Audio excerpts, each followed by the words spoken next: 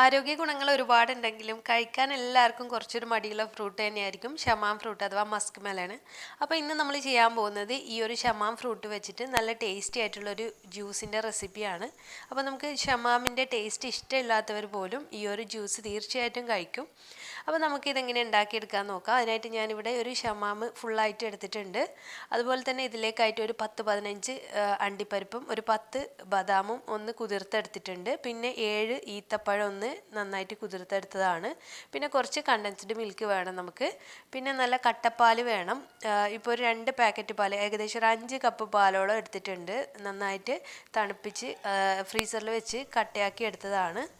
ഇത് നമുക്ക് ഷമാമിൻ്റെ തൊലിയൊക്കെ മാറ്റിയിട്ടുണ്ട് ഞാൻ. എന്നിട്ട് ഇത് കട്ട് ചെയ്തിട്ട് അതിൻ്റെ അകത്ത് നമുക്കിതുപോലെ കുമ്പളത്തിൻ്റെ പോലത്തെ ഈ ഒരു സീഡ് ഉണ്ടാവും. അതൊക്കെ ഒന്ന് മാറ്റിയിട്ട് നന്നായിട്ടൊന്ന് കഴുകിയെടുക്കാം. അതിനുശേഷം ഇത് നമുക്ക് ചെറിയ ചെറിയ പീസാക്കിയിട്ട് കട്ട് ചെയ്തെടുക്കുകയാണ്.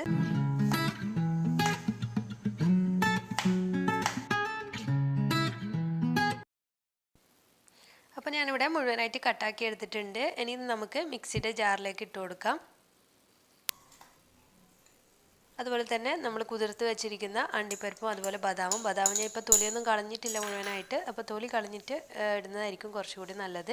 അതുപോലെ തന്നെ കുതിർത്ത് വെച്ചിരിക്കുന്ന ഈത്തപ്പഴം ചേർത്ത് കൊടുക്കാം. നല്ല സോഫ്റ്റ് ആയിട്ടുള്ള ഈത്തപ്പഴമാണെങ്കിൽ നമ്മൾ കുതിർത്ത് വെക്കേണ്ട ആവശ്യമില്ല, ഡയറക്റ്റായിട്ട് ചേർത്ത് കൊടുത്താൽ മതി. അതുപോലെ തന്നെ ഒരു 3-4 ടേബിൾ സ്പൂൺ കണ്ടൻസ്ഡ് മിൽക്ക് ചേർത്ത് കൊടുക്കാം. അപ്പോൾ ഞാൻ ഇവിടെ മിൽക്ക് മെയ്ഡാണ് യൂസ് ചെയ്തിട്ടുള്ളത്.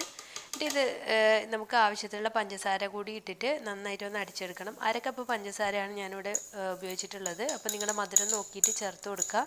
ഇപ്പോൾ 1/2 കപ്പ് കറക്റ്റ് മധുരമായിരുന്നു. നമ്മൾ ഈത്തപ്പഴത്തിലും മധുരം ഉണ്ടല്ലോ, അതുപോലെ കണ്ടൻസ്ഡ് മിൽക്കിലും. പിന്നെ നമ്മൾ എടുത്ത് വെച്ചിരിക്കുന്ന പാലിൽ നിന്ന് ഇതൊന്ന് അരഞ്ഞ് കിട്ടാൻ വേണ്ടിയിട്ട് പാലിൻ്റെ അടിയിൽ കുറച്ച് കട്ട അലിഞ്ഞിട്ടുള്ള നോർമൽ പാലുണ്ടായിരുന്നു. അപ്പോൾ അതുകൂടി ഇതിലേക്ക് ചേർത്തിട്ട് നന്നായിട്ട് പേസ്റ്റായിട്ട് അരച്ചെടുക്കാം ഫസ്റ്റിൽ.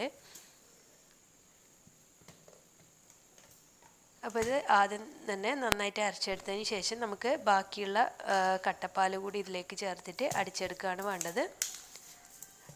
അപ്പോൾ മധുരമൊക്കെ പാകമായിരുന്നു. അതുപോലെ തന്നെ നല്ല ടേസ്റ്റാണ്. ഈ ഒരു രീതിയിൽ ഷമാം ജ്യൂസ് ചെയ്യുകയാണെങ്കിൽ നോമ്പോറയുടെ സമയത്ത് ഈ ഒരു ജ്യൂസ് മാത്രം മതിയാവും. അപ്പോൾ എല്ലാവരും ഒന്ന് ട്രൈ ആക്കി നോക്കുക. ട്രൈ ആക്കി വന്ന സമയത്ത് ഫീഡ്ബാക്കൊക്കെ അറിയിക്കുക.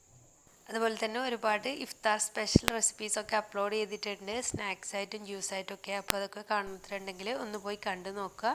അതുപോലെ നിങ്ങൾക്ക് എൻ്റെ വീഡിയോസൊക്കെ ഇഷ്ടമാണെങ്കിൽ ഇതുവരെ സബ്സ്ക്രൈബ് ചെയ്യാത്തവരാണെങ്കിൽ തീർച്ചയായിട്ടും ഒന്ന് സബ്സ്ക്രൈബ് ചെയ്ത് സപ്പോർട്ട് ചെയ്യുക.